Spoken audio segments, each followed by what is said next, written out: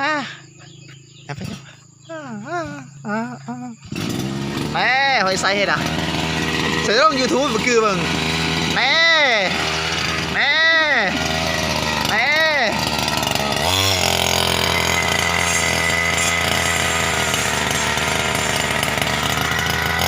เสียงาเสียงาปูปลาหน้านำเขาให้เขาหน้า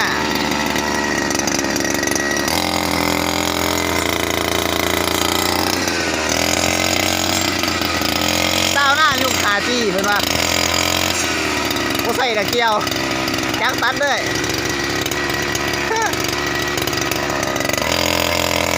นั่นตัดใหญ่หัวเลยเต้าหน้ายุคคาจี้ปี2009ผมหน้าคนไทยเลยเด้อหน้าคนไทยหน้าคนไทยเต้าหน้ายุคคาจี้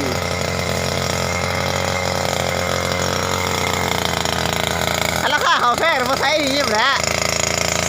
เอาดีป่ะกูใจยิ้มแล้วเบิ้งก่อนแน่เนี่ยเขามาเบิ้งก็เข่าเงินแคบหน้าแคบเมือน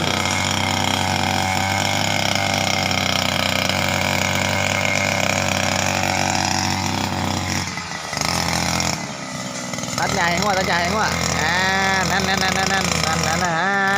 นั่น